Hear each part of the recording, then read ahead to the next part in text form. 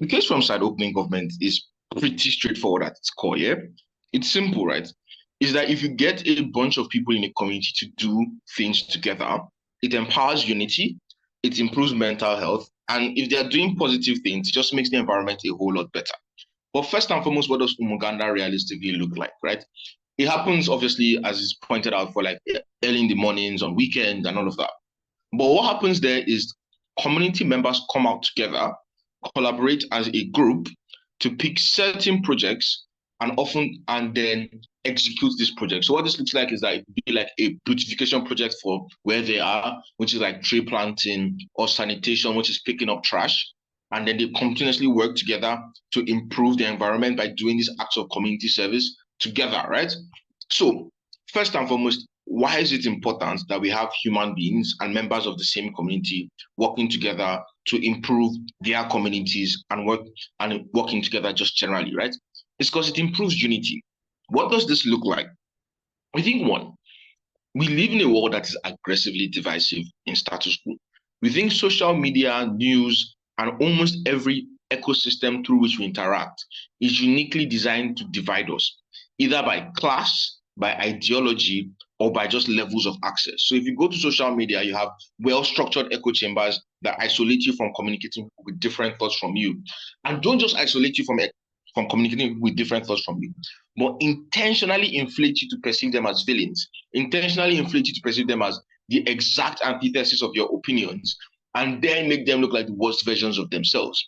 What happens there is that because you actually realistically don't get to interact with most people that don't agree with you, exist outside of your spaces, you automatically have these weirdly tense and biased opinions of people that don't normatively agree with you.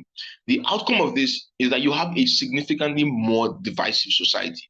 But when you have community service and you have everyone in a particular community come out and work together and interact, we think it's probably likely that you get to meet a bunch of people that don't completely always agree with you. And at the point in time where they don't always agree with you, this interaction implicitly means that you get to have unique discourse in a fair, unique way that allows you to understand this like human too. And the existence of these divisive opinions doesn't particularly make them the most villainous or most vile people you get to interact with in general. I'll take you. Even if you collaborate with people who are different from you on projects, the people that you spend time talking to, the people who work with you on your sub teams are probably people that you self-select to be a lot like you. So why is it likely that you actually have this interaction that's particularly good? Okay, so I think it's just on basis a comparative, yeah? In our world, you get more possibility of doing these interactions. In your world, you get none. But more intuitively, at the point in time where you form out and all of you 100 plus people are outside planting trees, the likelihood of this interaction just massively scales up. You probably ask him, oh, could you pass a shovel? You have random conversations when you're taking water breaks. You have random conversations walking back to your houses along the road. And as you are particularly just interacting with themselves, the fact that you get to touch grass with people other than your normal echo chambers probably increases the chances of interactions, communication by a very massive amount. And we think that's just genuinely better off in comparative, right? But moving on past that, right? We think that inevitably, oftentimes, mental health is also significantly hampered by these structures and by these systems. Why?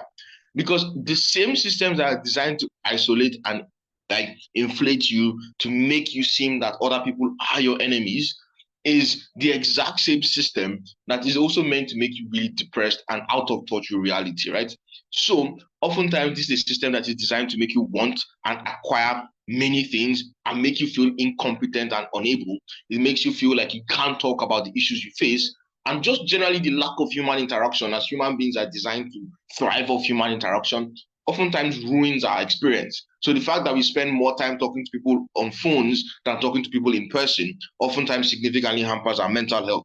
The fact that we don't get that amount of freedom to have naturally occurring interactions in most spaces oftentimes hampers our mental health. In fact, the only people most people talk to in person in modern times is when you're taking an order at the store or you're probably working in an office. So the space to have very natural and organic interactions just largely reduce the status quo.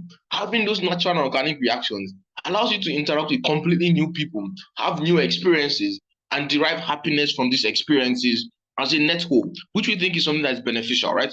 But even beyond the unique utility of these experiences making you happy, is something that's just notoriously very obvious. If you are working with your hands or working towards improving your community and you watch yourself put in effort and your community improve, it's probably a very utilitarian process because as you're going through that process and you come out and see your community improve, you're probably significantly happier because you've literally just watched yourself improve your community and put a bunch of smiles on people's faces while working together. It's a natural source of endorphins and happiness, right? But more importantly, it's just beneficial for the environment. Two mechanisms here. One, at the point in time where you're actively contributing to improving the environment, if millions of people are planting just one tree every weekend, then at the point in time where that happens, you probably remove a shit ton of carbon from the environment. You clean up your communities a whole lot better. You dispose of trash a whole lot better. We think all of this accrues but in a very large extent when you have millions of people doing it, right?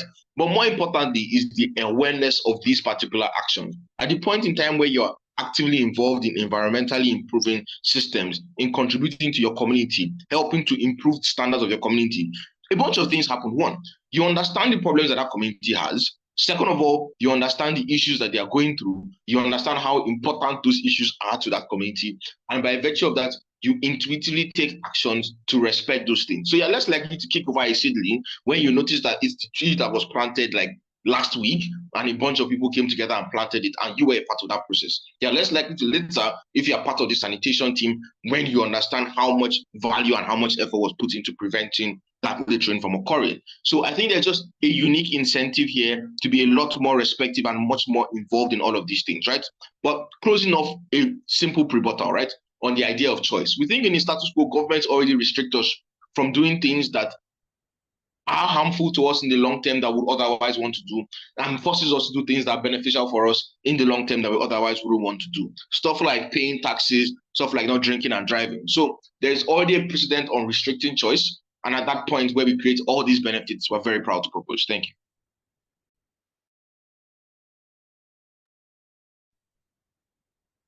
Okay, Slay.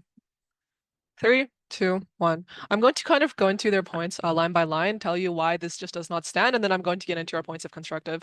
Firstly, on the in like improving unity and how this is probably not actually going to, unite people across like wealth and identity gaps. First of all, we're actually going to prove later why you're probably not going to have like, like the businessman or CEO like working with like the lower class people in their neighborhood. But I don't know. Secondly, just even if you don't self-select, going off the POI that Anders gave, like if you have like the MAGA guy at the end of the block force you plant trees with like the visibly transgender person, I just think that it's probably unlikely to kind of bridge the gap that government wants. It's probably going to make it worse for people who's being like forced to like, deal with someone who's like belligerently hostile to them and attack for their identity for 3 hours every month. I just don't think this is going to actually happen. I also fail to see how 3 hours is probably likely to make these strong connections government wants. I just think that like these people are probably going to be less likely to want to make these connections, especially when they're being forced to do things they don't want to do for 3 hours every month. And secondly, they're probably going to be resentful of this activity because it's taking up time away from them forcibly, and they're probably going to be more occupied with things like, when we can go home. I think, just given the fact that you're probably only going to see these people for like a very little bit, the change here is probably not going to be very large where government really wants it to be. I just don't think that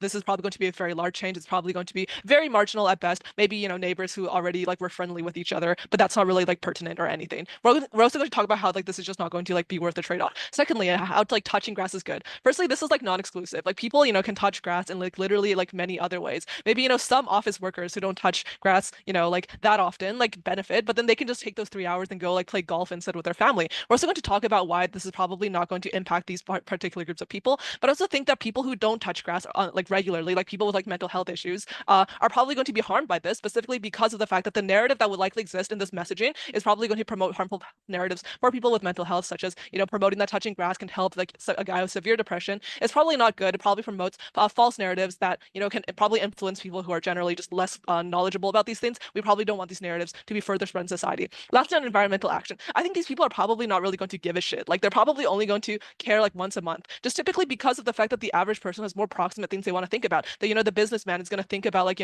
going home as fast as possible from his 9 to 5, even if he has to like, plant trees maybe once a month, he's probably still going to like step on that piece of garbage and not pick it up just because he's way more concerned about going home and seeing his family rather than thinking about the environment. I just don't think that this is likely to make as large of an impact on people's lives as government claims, especially when this is, going to be done for like maybe like once a month. The change then is also going to be very minimal. I'm glad that we can actually agree then where this like what kinds of actions this is going to take place. But let's kind of go into that. We think that this community service that is likely to happen is probably going to be things that are not very helpful, right? They're probably going to detract from other forms of charity and trade off with better forms of charity that people can do.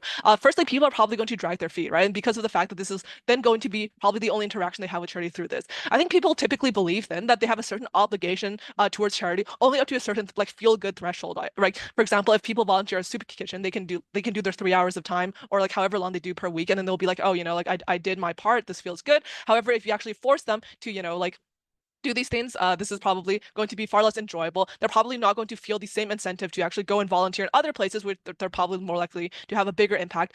It trades off with things like donations or just volunteering at homeless shelters, which are arguably far more impactful than picking up, like trash on like, the grass or whatever. I also think then this probably just leads to bad associations with charity in general. People firstly don't enjoy this because they have no agency and they're forced to do these things rather than do things they would like, much more enjoy. But also secondly, that like children grow up having bad associations with charity and like things like this because of the fact that one, they probably would rather go like play like games on their computer, or like their parents are probably going to groan on it. This probably is not what we want kids to be thinking about charity from a young age. I also think then that just most likely you're going to get a worse perception of things like charity. You're probably going to turn away people who would potentially volunteer through more useful means like the ones we talked about. We just think this is not worth the trade-off because just also what people do on their own time makes them happier. I'll go into that in a little bit. But also think then like that people are going to deal with things that are just like not really important. Government kind of like talks about why it would just like they talk about like why it would just be like picking up trash or like planting trees or whatever. We're going to kind of mechanize a bit and tell you why this actually is going to prevent you from actually good forms of like charity work, right?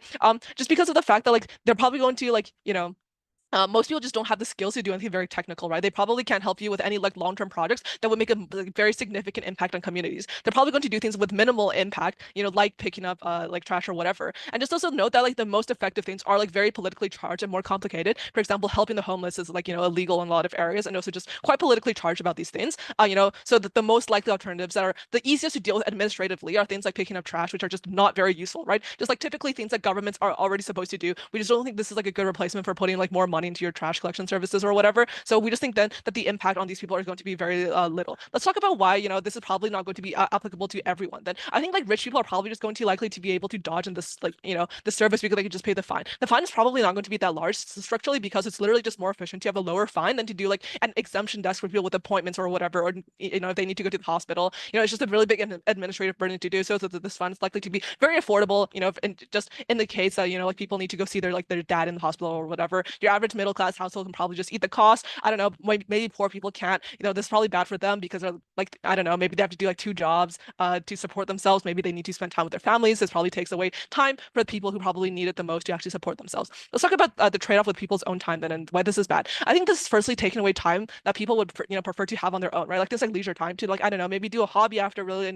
tedious 9 to 5 work week, to spend time with their spouse and kids when they really don't like, have it, or maybe it's just like time to work a second job for people who really need the side income. I think this also just deprives people of their time for like very little reason, right? It's an extremely high level of justification to derive people from their own time and from doing what they want to do. The only other thing we really do this for in society is crime by imprisoning people. I think the intuition check here is literally just we are essentially imprisoning people and forcing them to work for 3 hours with very little trade-off. Like the social utility here is just does not like outweigh all the time and happiness that we take away from people by forcing them to do this against their own will. I just think more happiness is better than less happiness, and this policy essentially just takes away happiness from people. And how we mechanize to you why when you're doing these very low impact things, you're unlikely to get the kind of social utility that it would maybe theoretically be justified to do these things. We also think then that lastly, this is just really bad because this is going to be very expensive to implement. When you make this mandatory for literally everyone in your society, this is a very, very big administrative task. You have to track the amount of people who do this, or track the fines they're paying. You have to find opportunities for people to, show up somewhere and like pick up trash. You have to like,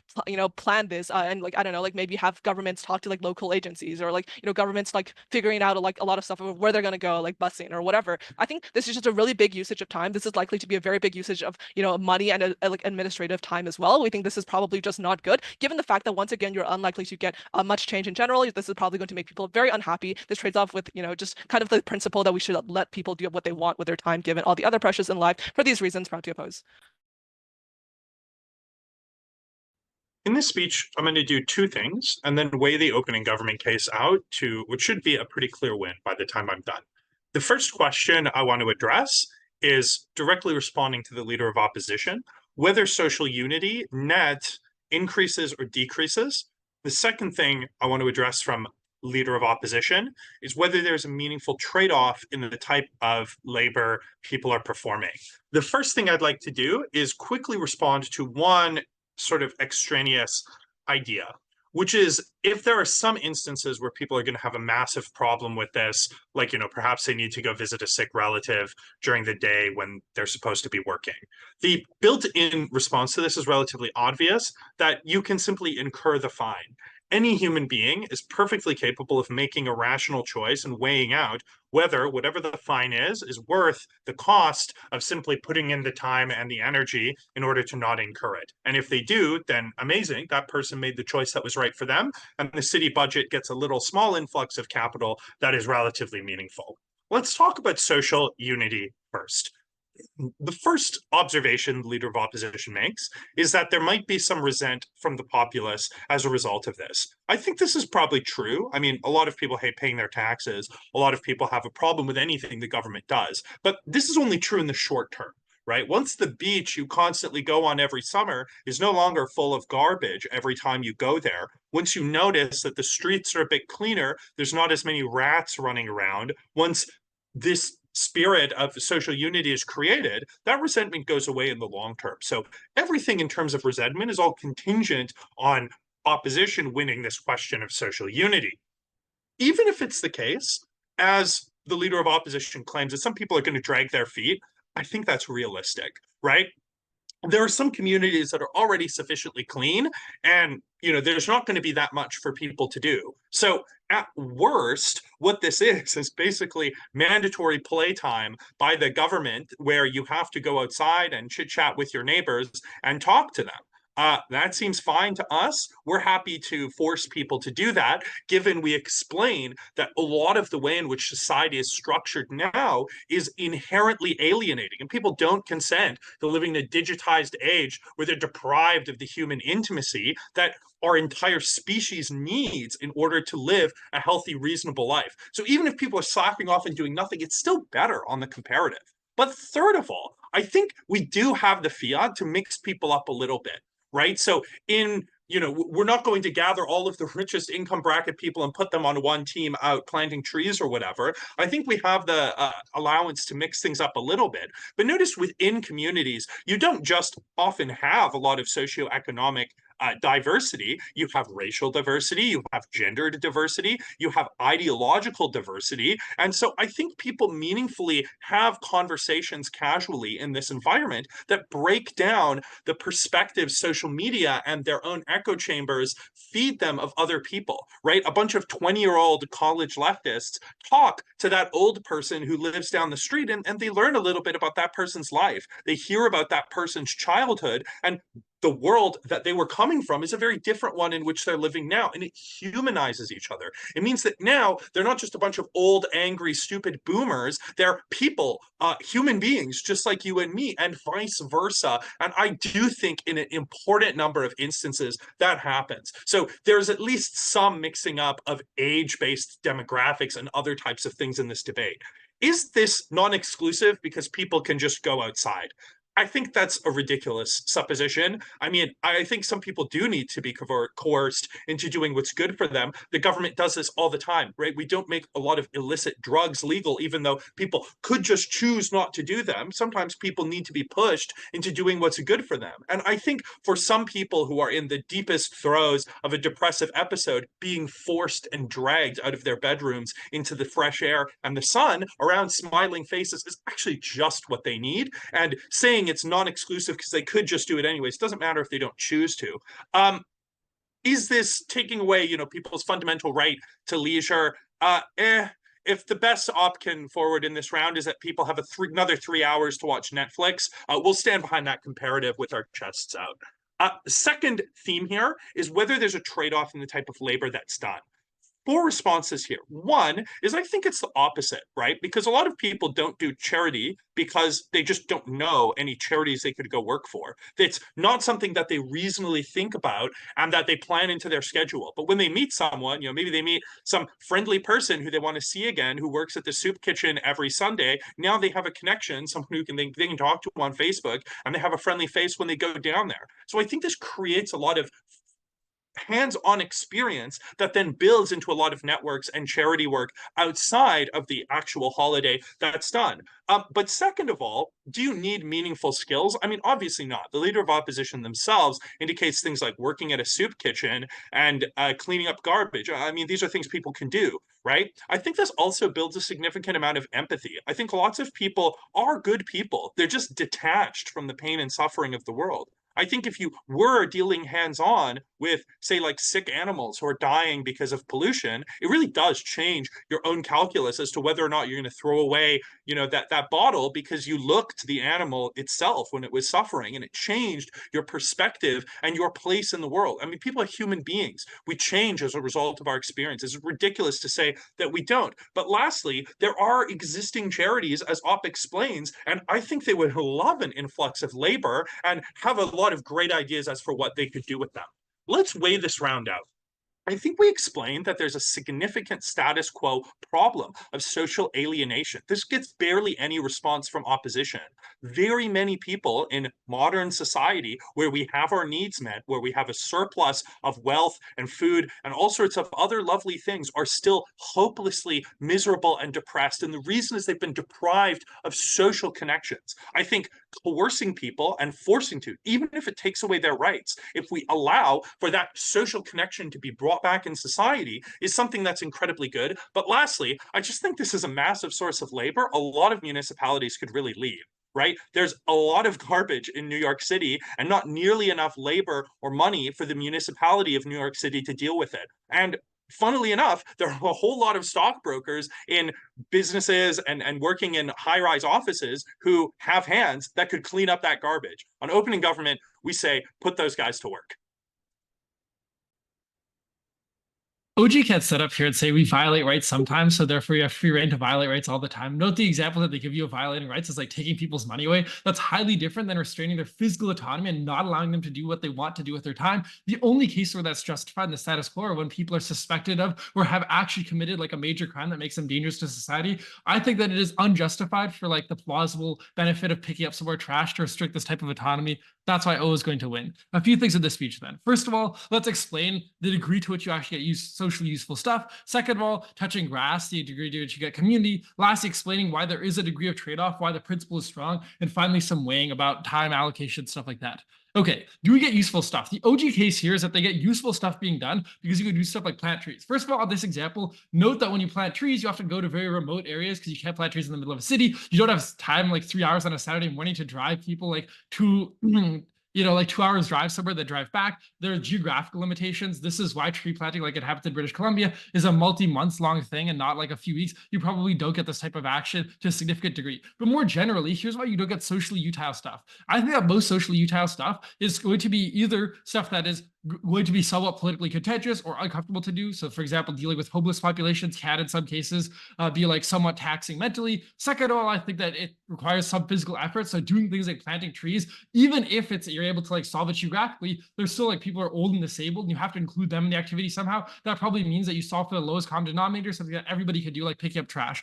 But additionally, I think the structural reason why this is true is that the stuff that's easy to do, like picking the stuff that's relatively easy to do, is going to be stuff that's already like lots of people are willing to do, right? And so that means that the marginal change that you get of like picking up trash is not that large to the extent that people walk around the community and pick up trash anyway. The counterfactual then is that the stuff that actually needs people is going to be very difficult. The reason people are doing the status quo is it's like uncomfortable, and you probably won't get a lot of consent to do that to the extent that everybody's being forced to do that. There'll probably be things like lobbying, but also OG models that people can just choose their own projects. They'll probably just choose the easiest thing to do, and that'll look like picking up trash.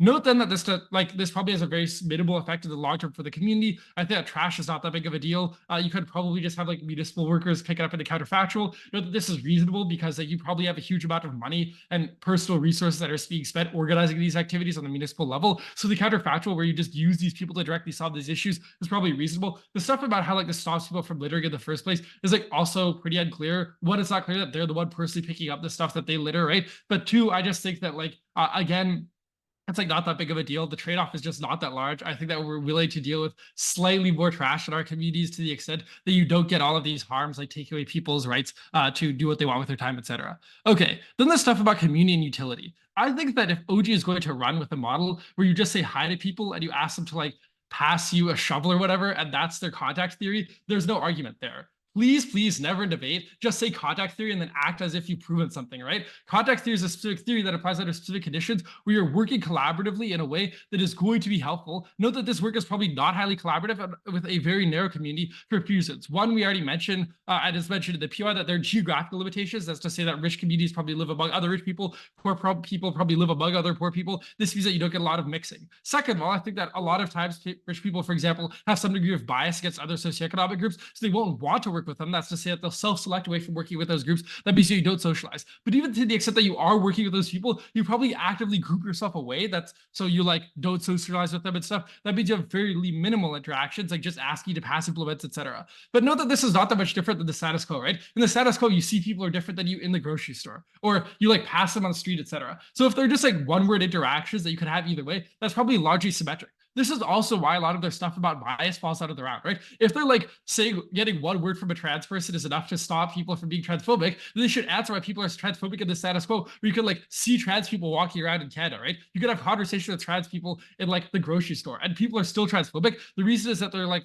deeper seated, more long-term influences that they've had since like growing up, or they have like religious influences, things like that, that may cause them to be transphobic. That's probably not solved immediately. But note that the harm is very large for people who are the victims of this type of thing. So for example, people are the victims of like somebody who's racist in the group, or somebody who's transphobic or homophobic in the group is quite large. Even if OG proves this is rare, note that to the extent that you're probably working with like 100 people, if even one or two of those people is actively discriminatory against you, and you find that out, that means that you're uncomfortable every time you go. That's a huge harm to you, and it probably you feel like you're forced for 3 hours a month to deal with them. That's probably quite bad. Note additionally that to the extent that you have people who are just difficult to deal with in general, the work is probably quite unpleasant because they're already unhappy that they're there. That's to say that they didn't opt into this. So there's a high chance that they'd rather do something else with their Saturday morning. They're probably like under pressure. They're probably doing something that they're not comfortable or used to doing. So you probably get people who are highly irritable, having like arguments and stuff. It's just not clear that this is an overall positive experience socially, and probably it's actively negative in many ways. Additionally, then, we think that the trade-off is quite clear. One, I think that people actually would do charity in the counterfactual. Note that a lot of Canadians already volunteer, do things like work at homeless shelters. One, because they feel a sense of social obligation, but two, because I think that they've been raised since youth to think that growing up and doing volunteering is something that's good. The difference then is that to the extent that their association from youth and volunteering is not something that they've been encouraged and rewarded from doing, rather than something that they're forced to do, they associate that with like the power of the state being on their necks. They're probably very uncomfortable with that. And that means that their association from youth and volunteering and doing these types of things is negative. It makes them less likely to engage in this in the long term. Even if Gov is able to prove that they get more volunteering, the type of volunteering that they get is far worse, because as we've explained, you get this like lowest common denominator volunteering that anybody could participate in, requires no specialized skills, etc. The things that people actively participate in are probably things that they're interested in and probably things that they're good at. And that means that to the extent that they volunteer on our side of the house, even if it's numerically fewer hours, it's a few people who get more specialized or able to deal with like homeless populations because they have more knowledge. These people are unlikely to do that in the Gov world, because to the extent that you feel like you've already discharged your social duty, you're less likely to do this. Just empirically, in countries where there are high degrees of taxes, you get less charitable donation because people feel like they've done their duty to the poor by giving out taxes. The same effect comes into play here. To the extent that people have time obligations, they just feel like they've already fulfilled that. That means that they don't do things that are more useful. They also have negative associations, which means that they have less fun volunteering.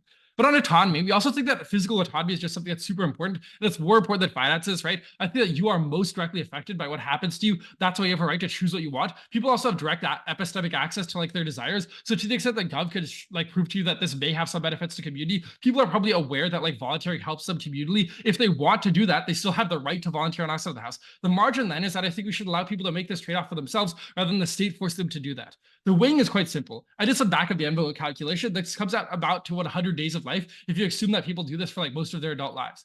The result then is that you should ask whether you think it's worthwhile cutting short somebody's life by 100 days to get these results. We think that it's not worth 100 days of life for a few pieces of trash. That's why O clearly wins.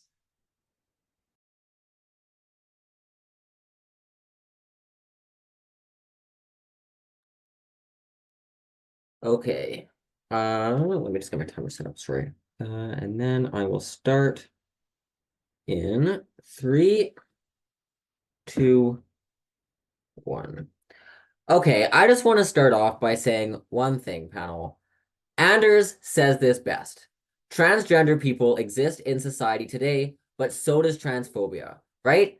Transphobia is not going up or down on either side of the house in this debate, no matter what happens, no matter who wins, right? Like, I don't know.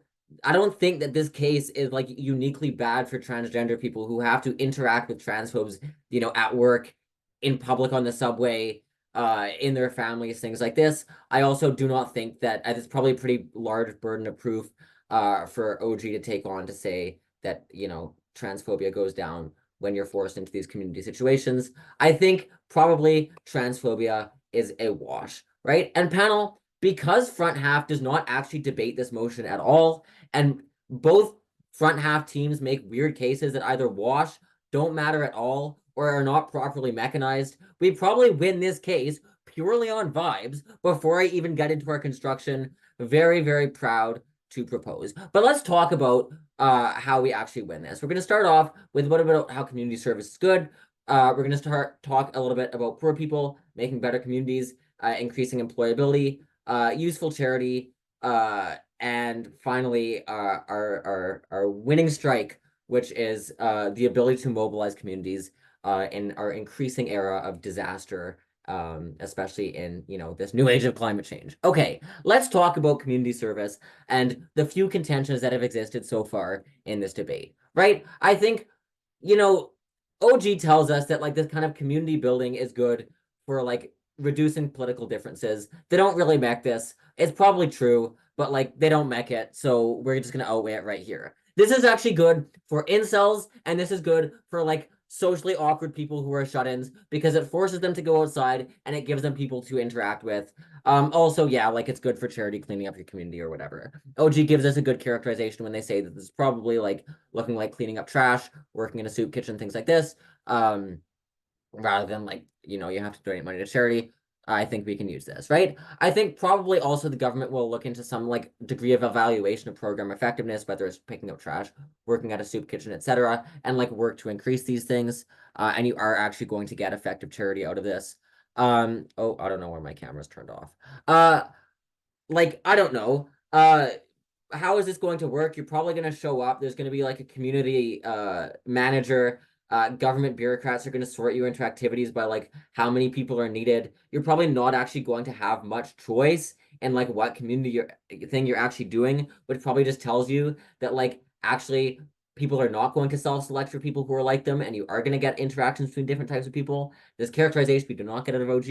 And you are going to be forced to interact with strangers, which is good for lonely people, right? Note that people, even if they don't like doing this, even if they don't like picking up trash, like OO says they will, people will enjoy this because it's social, right? I have no agency in needing a job, and I hate that I have to go to work, but I do love my coworkers, and I enjoy going in to hang out with them. And to some extent, I even enjoy being a bartender, even though I have to spend a lot of time literally handling garbage and picking up trash, and literally like, and also like, I don't know, dealing with annoying new money Rosedale types who think that I'm a servant, right? Because generally, panel, humans can learn to enjoy things. Humans can learn to find fulfillment in things, even if it's not like, oh, 3 hours every third Saturday you have to play video games or whatever. I think probably people can find fulfillment out of making their community better and making their community cleaner and find enjoyment out of interacting with people around them, right? Okay, on poor people, I don't know. This is good because it increases employability. It gives you skills. It gives you work ethic. It gives you a networking opportunity to like talk to people of a higher social status than you who maybe have a job to offer you. Also, like when you're cleaning up your community, you're creating these community connections and your community becomes safer. It's easier to like invest in these communities and help lift them out of poverty. This is an impact that like we win here. Sure, oh. Yeah, so for poor people who are looking for like job flexibility or something, isn't it actively bad that like you can't work a shift Saturday morning? You find Oh, out yeah, okay. I actually wrote this down, but I wasn't even gonna say it because I didn't think that opposition would be like silly enough to actually think this matters. Like, probably the government is gonna say that like you just have to not schedule people unless you're working in like a critical job, like in a hospital, you know, during this time. And if you do work in a hospital, you're probably not gonna have to pay the fine. It's that simple. Yeah. Okay. Next. Thanks for the POI though, because now I can say engaged. All right. I think that like yeah, let's move on to like, okay, yeah, rich people are not going to do it. I don't know, then you just find them and you get more money for the government to do social programs.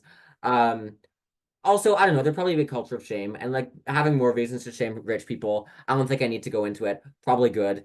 I think the less people that like rich people in society, the better, because debate isn't like a liberal and left-wing institution. So I think this is probably an impact that we win. Okay, finally, ease of mobilization in case of emergency and disaster. We win off of this, right? Because what do we do when we actually create these sort of like mobilized societies? We create like existing bureaucratic and administrative measures to mobilize civilians, right? Whether it's just like a list of like where people live and like what they're capable of doing, and like civilians having sort of their groups that like they know work well together, and the ability to coordinate among each other. This is good for like official government responses to things like wildfires and floods, but also just like people's ability to coordinate within their communities to survive these things. This is important for Canada, which this debate is set in, even though no one's really mentioned it, right? Like if you look at like the increasing floods along the Saint Laurent, or like the increasing wildfires in Alberta and Ontario, right? This is like good to allow people to sort of like survive these disasters and like save their dogs during these disasters and things like that, because like it's given you the bureaucratic and logistical work to mobilize the population if necessary as disasters become increasingly necessary in this age of climate change. Or like, I don't know, even if like America decides that enough is enough, the Canadian experiment has lasted too long and they're going to try and annex us. Panel, if Ukraine had done Umuganda before 2022, they would have won this war already because their civilians would have known how to mobilize. They would have been given like this patriotic duty that they would have known, like, I need to help out my community. I need to actually step up, even if it's not enjoyable, even if I don't want to do it. I need to step up to help the people around me, right? So I think on this like ease of mobilization, we win, right? On like actually helping community service, we give you the best mechanizations out of anybody so far, and better than our closing opposition will give us. On helping poor people, on useful charity, on like shaming rich people, we win. Proud to propose.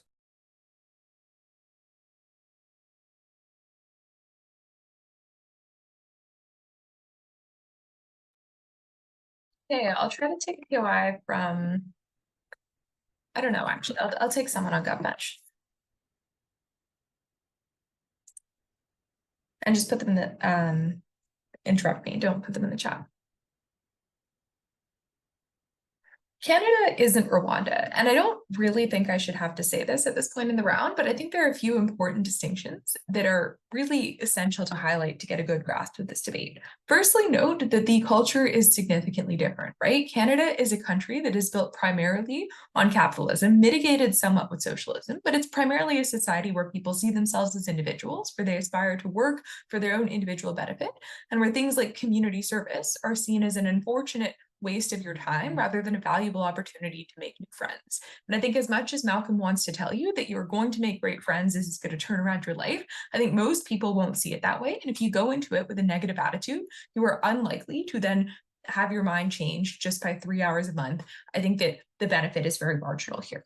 Furthermore, though, Canada is a much wealthier country than Rwanda, to the extent that it's actually able to just fund many of the activities that these volunteers would be doing if they weren't to require this mandatory community service, right? Like Justin Trudeau's government promised to plant 1 million trees in the north when they got elected. They are well underway to meeting that promise. They can just hire people every summer to go do that.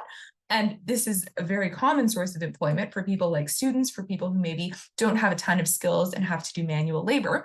And so it's very feasible for the government to just pay for all the benefits that OG wants to talk about.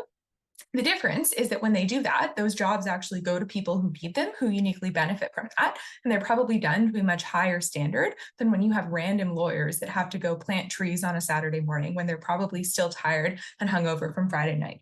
Okay. Secondly, though, Canada's in the winter half of the year, and in the winter, it's incredibly hard to do things like plant trees. I think probably half your year is going to just be wasted because you're unable to do a lot of the community service activities that OG talks about that likely take place outside, incredibly deficient. But having said all of that, I want to get into the crux of our case, which I think is probably going to outweigh the other teams this round.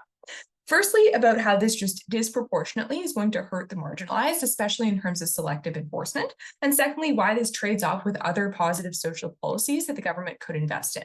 So firstly then on how this impacts the marginalized.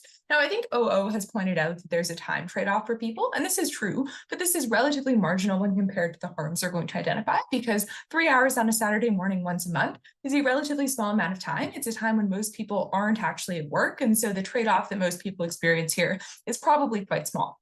Where this really does matter, though, is when it comes down to enforcement.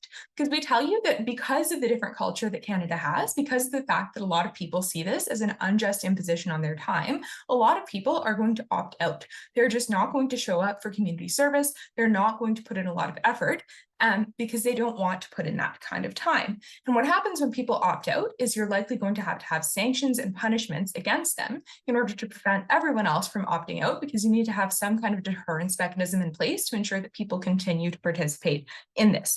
What does this look like then? I'm going to give you a few reasons. Firstly, why marginalized people are disproportionately likely to opt out. The first thing is just that they have more demands on their time. They're more likely to have young children at home, to have a job that's very demanding, to have to stay up late because they're working a second shift, all of which means they're more likely to be tired on a Saturday morning and not want to come, or have other things they need to do with their time. Maybe they can't get childcare, etc. But secondly, we tell you that marginalized groups, people like Indigenous people in Canada, are disproportionately disenfranchised with the government because they feel that it has failed them in many ways, and they're less likely to be willing to put in their time to help the country that has failed to lift them out of poverty and provide them with advantages. The outcome then is that a lot of these people will just not attend community service, and so they're not going to participate in this. Secondly, though, note that marginalized areas generally have higher rates of things like crime, which leads to more policing in these areas. And so you have more law enforcement officers there that are likely going to notice when people opt out in those types of communities. Finally, though, we tell you that those people are disproportionately likely to now enforce these laws against marginalized people to punish them for not participating in community service. This looks like imposing fines, like OO mentions, but we think in some cases, especially if this is a reoffense, for example, if someone doesn't show up month after month and this becomes a repeated issue, to criminalize this and put people in jail. This is akin to how they've criminalized things like loitering, like jaywalking, like public intoxication. All of these relatively minor offenses, when stacked upon each other, are incredibly detrimental to people because they create things like a criminal record. They cause you to have to spend your disposable income paying fines, going to the court to fight these tickets, etc.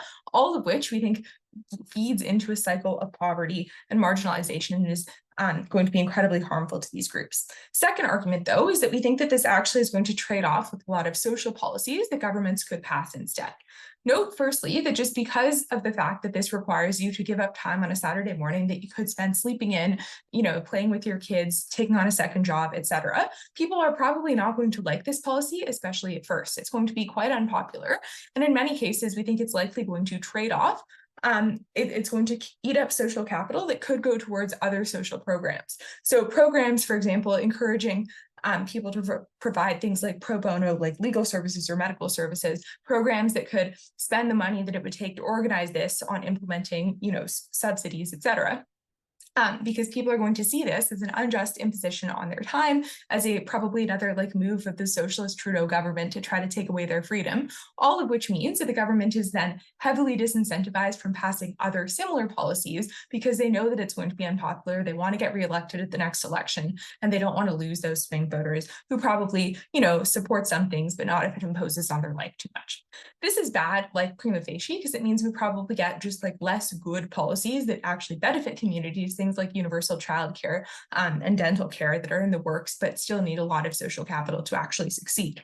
Secondly, though, we think it also likely creates the perception that many of the problems that OG identifies has been solved. So for example, OG tells us this will be great for the environment because we're picking up trash and planting trees. And this is a really useful soundbite to feed to voters because politicians want this to seem like it's important. And so they're going to say, look, we're solving the environmental issue. We're picking up plants, we're planting plants, we're going to be prepared next time a wildfire hits. And this is great because it sounds awesome. The problem is it's not as effective as just like paying for firefighters or hiring Aiden to go plant 100 trees a day in the mountains, right? And so there are much better ways to resolve these problems, but because politicians have an incentive to pretend that this solves the problem, you sap political capital to pass those other alternative policies, and instead you're stuck with this half measure that doesn't accomplish the goals that you have, but does take away the capital to actually do that. Finally, though, we think that this is just going to eat up resources insofar as you probably have to spend money to get this organized. You probably have to pay for supplies for people to implement all of these policies. Again, this trades off. Incredibly proud to oppose.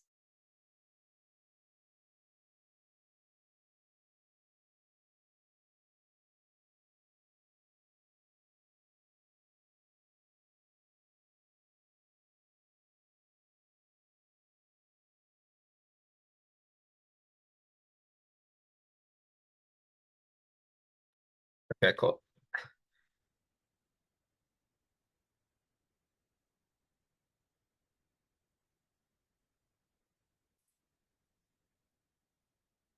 Okay, starting in 3, 2, 1. First, some extraneous ref to OO, then COO, then I'm going to weigh up our case against both of them and explain why we beat out OG. First thing OO pushes is that this drives away people from other forms of charity that are likely to also be good.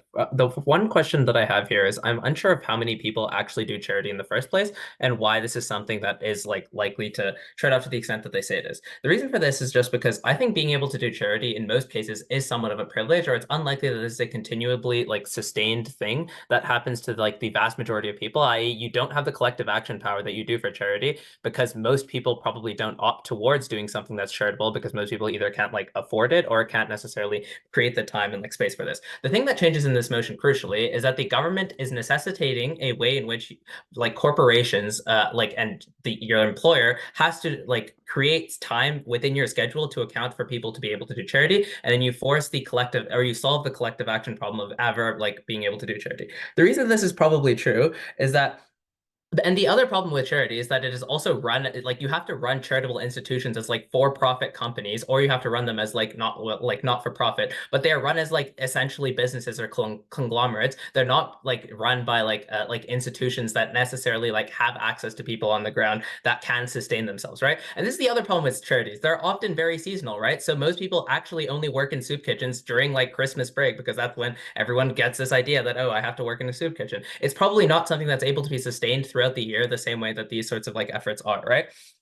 And the last sort of problem is that like when you have like rich philanthropists as being like the main sort of like driving force of like the people who can actively like decide what happens with charity, where like these sorts of needs are like where these like resources are allocated, you probably lack significantly like the epistemic access that you need to be able to make sure that like people on the ground have their interests heard and met. I think the crucial thing that you solve in this case is that the average person does actively like have some sort of leeway or some say in terms of like what like resources are allocated to the things that they're critically lacking. You have a direct form of like network and like communication towards like, hey, like this is what our community needs, this is what I want to do and like help out with, or these are the things that we want to prioritize to a significantly greater extent, and you can target sort of like government resources to these sorts of things. I don't think there's necessarily a trade-off in terms of like what governments are capable of doing, but I'll get more into that later. The second main OO push then is that it's not very impactful, and like this is just mitigation of like, well, people are only going to pick up trash. One, I think it is probably fine if we deal with like a lot of these low-hanging fruits, i.e. we do things like actively maintain green spaces within our community, because these come with like little sort of cost to like the average person, but also come with like significant amount of benefit, i.e. if there's less trash in my community or there is like a better sort of green space that makes it like much more leisureful, that makes it so that like, I don't know, the time that you do spend with your family outside, whether it be like limited, is going to be much more impactful and much more beneficial to your like group. It also leads to like, I don't know, like less risk of like literal like disease that comes out of like these sorts of things, right? But secondly, I think Malcolm already explains like very well why there's probably some degree of like evaluation and some degree of like reporting on like the extent to which programs are being impactful and are practical. But like notice that when the government like implements something like this, like sort of broad, i.e. just like each community has to do like a charity form of service, or like has to like create like some sort of volunteer service, you can't just say like, well, screw it, we're just going to let people do whatever they want. Rather, you probably have some like reporting standards for like, hey, these are ones that are generally more effective. Here are like great sort of like actionable things that we have been able to achieve with this program. Here are the ones that more people are participating and taking active sort of roles in. These are probably probably the ones that we're going to prioritize significantly more. This is also what deals with CO here, right? Because generally speaking, the normal, like this becoming normalized over time necessitates some degree of like reporting and evaluation of like which programs are likely to draw people to actively work in. So if everyone just like opts out of doing some form of like charity, it's probably that one is going to phase out over time, right? The second thing too is that you probably have some degree of like specialization within these things, right? I.e., like, I don't know, people who are like trained in like engineering or like logistics will probably, or who are passionate in these things will probably work towards taking that role, and will probably like, and notice that a lot of government programs and like social welfare programs within these like, within like Canada actively like need to pay people to do a lot of these sorts of things anyway. The difference here is now that people are going to take this up like out of their care or whatnot, you solve for like the collective action problem that like that exists at like the stage of implementation, which is usually the biggest problem when it comes to like implementing any solution, when it comes to like, I don't know, creating like a network of like how we deal with like wildfire risks, or like how we deal with like critical problems and like infrastructure within the community, right?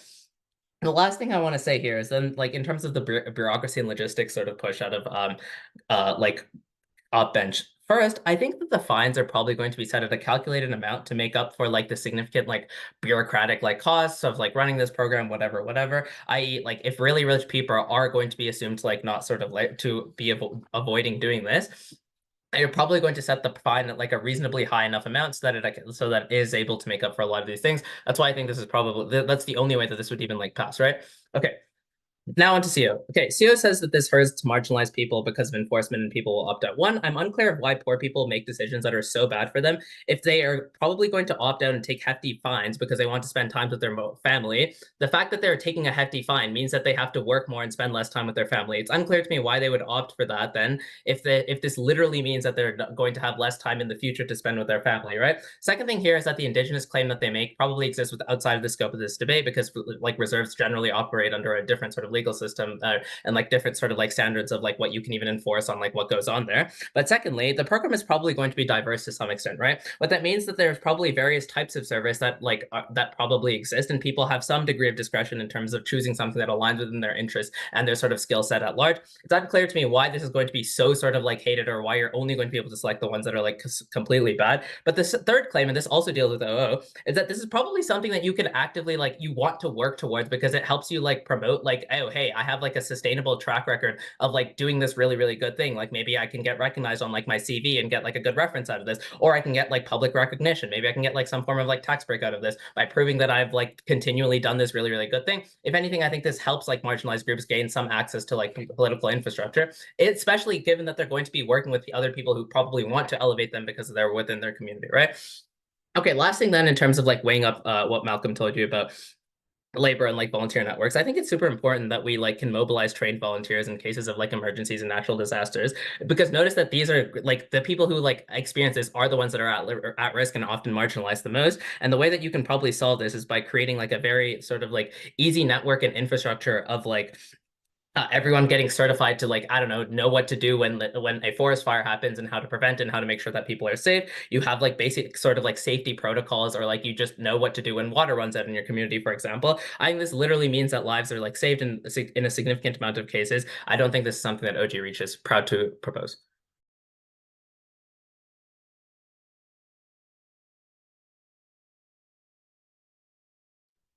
Okay, give me couple seconds to get my timer.